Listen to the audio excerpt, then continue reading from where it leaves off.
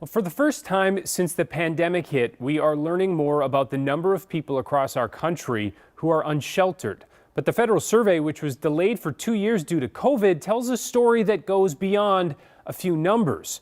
Here's why. Overall, the number of people experiencing homelessness hasn't moved too much. It's remained fairly flat since 2020.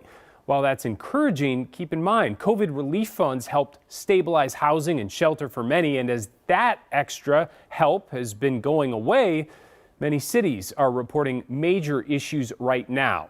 With that in mind, President Biden is unveiling a new plan designed to continue supporting communities with the goal of actually cutting homelessness by 25%. Now, Biden says he hopes to do that by building more affordable housing and adding more shelters and support programs, while also putting a focus on people who are at risk of losing their homes. Of course, that is much easier said than done. And in an effort to ensure that the federal funding isn't just thrown away, the plan calls for coordinating with local governments and agencies that are already doing the work. Today, Carla Holt sat down with the state's largest shelter for their take on the president's goal.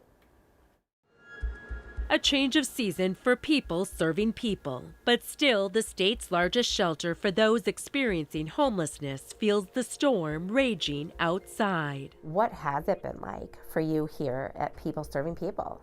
Yep, so we entered 2022, not at capacity, and then over the summer, for the first time since COVID hit, we hit capacity. A lot of people are, one small paycheck or one large bill away from not having a place to live. Just a couple months ago, we called it the perfect storm. Inflation, a lingering pandemic, and the end of pandemic support programs, all resulting in 3 times the number of people seeking shelter this year over last. Still, for housing advocates like PSP's Director of Shelter Operations, Grace Rick, a reduction of homelessness of 25%. The president's plan may feel a little lofty. When you hear that goal in particular, what do you think?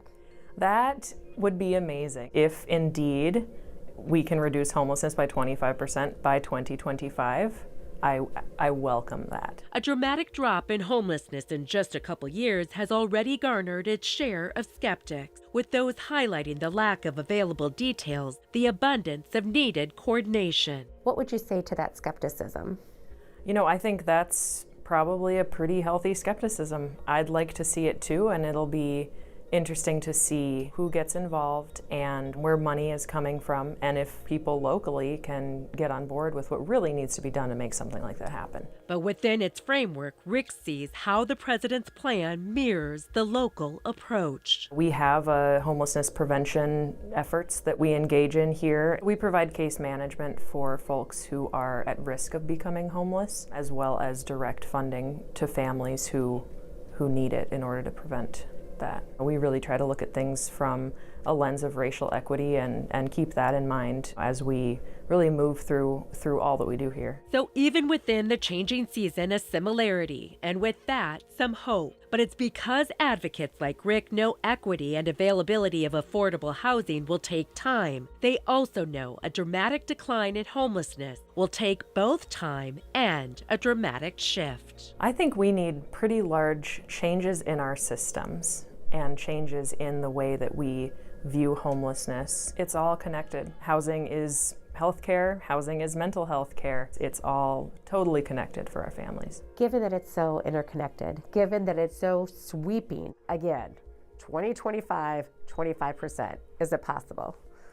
I'd love to see it. I hate to say no, because if that kind of change is possible, then sign me up. I am 100% here for it.